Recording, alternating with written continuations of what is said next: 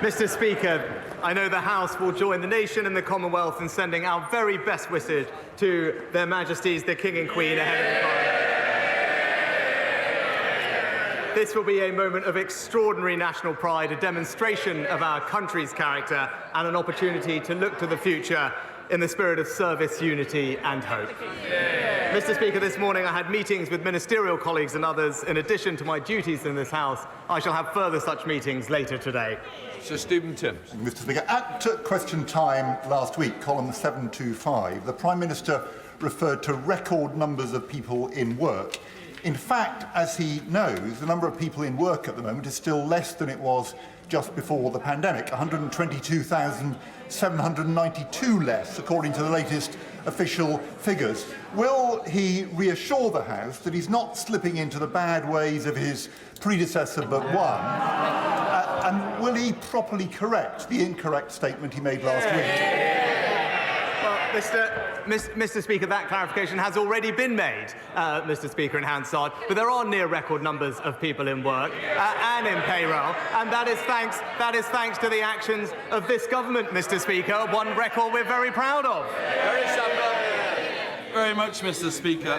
Non-compliant hand car washes seem like a cheap and quick way to have our cars washed. But unfortunately, behind this £1.8 billion industry is hidden money laundering, fraud, drug dealing, prostitution, labour abuse, modern-day slavery, tax avoidance and many other sinister crimes.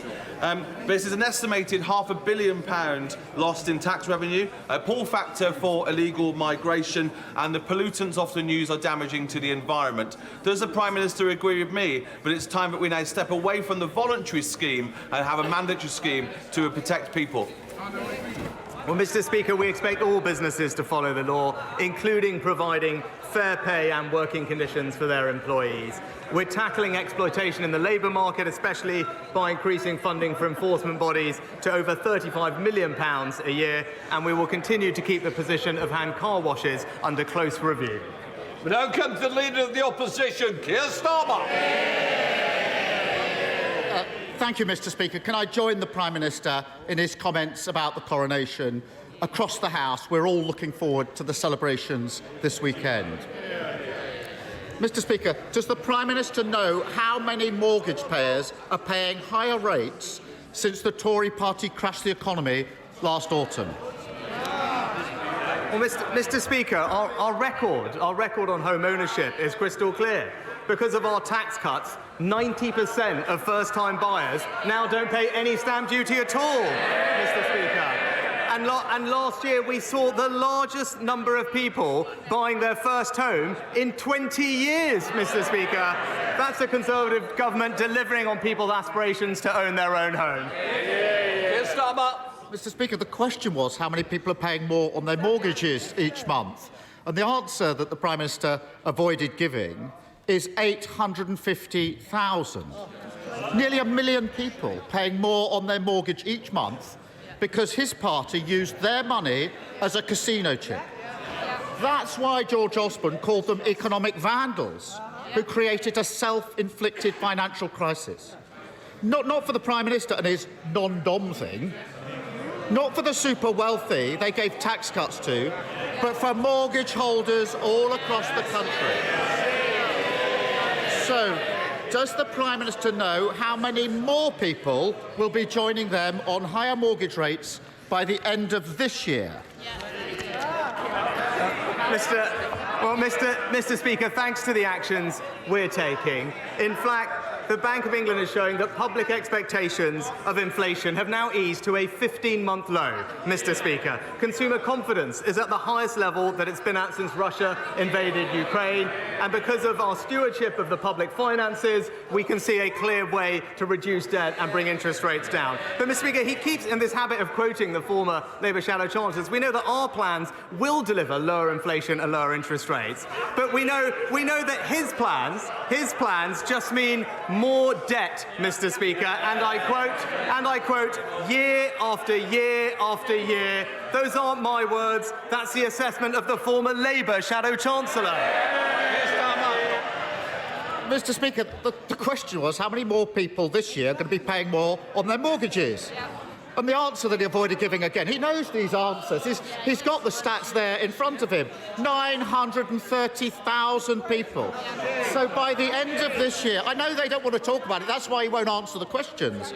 By the end of this year, nearly 2 million homeowners, counting the cost of the Tories' economic vandalism with every mortgage payment they make. And it's not just those who already own their home that are counting the cost of Tory recklessness. The average deposit for a first-time buyer is going up to £9,000. Does he even know how long it would take an average saver to put that sort of money aside? Mr. Speaker, that's why we've introduced a 95% mortgage guarantee scheme, Mr. Speaker. It's why we're helping people in social housing own their own home through our first homes and our shared home ownership schemes. But, Mr. Speaker, I said these things are working because I said last year we had a record number of first-time buyers, the highest number in 20 years. It was, Mr. Speaker, twice the number of first-time buyers than Labour ever managed, Mr. Speaker. So whilst Labour failed homeowners, the Conservatives are delivering for them. Mr. Speaker, every week, whatever the topic, he stands there and pretends everything is fine across the country. And every week he does so, he reinforces just how out of touch he is. £9,000, ha ha ha, £9,000 would take 4 years. They think it's funny that 4 years for the average saver to save £9,000. Or to put it a different way, in terms the Prime Minister will understand, roughly the annual bill to heat his swimming pool. But for most people, 4 more years of scrimping is a hammer blow to their ambitions. And now he's kicking them when they're down, because his decision to scrap housing targets is killing the dream of home ownership for a generation. Why doesn't he admit he got it wrong and reverse it? Mr. Speaker, I promised to put local people in control of new housing, and I'm proud that that's what I delivered within 6 weeks of becoming Prime Minister. Now, he wants to impose top-down housing targets, he wants to concrete over the green belt and ride roughshod over local communities. Now, previously, Mr. Speaker, he did say, he's on record in saying, local people, local communities should have more power, more control. Now he's U-turned. Just another in a long list of broken promises. Mr. Speaker, the only power he's given to local communities not to build houses. And we know why he won't change course. He admitted it last month. His councillors simply don't want to build the houses local people need, so he's given them a way out. Picture the scene as he explains this to a family. Mum and Dad paying £4,000 extra on the mortgage because the Tories tanked the economy. Their eldest paying hundreds more in rent. Their youngest still stuck in the spare room because they need an extra £9,000 for a deposit.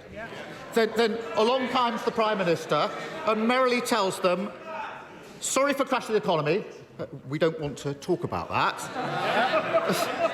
Sorry I can't help you with the house building, but my councillors don't like it. Oh, and before I go, here's a massive council tax increase for your troubles. Why doesn't he stop the excuses, stop blaming everyone else, and just build some houses instead?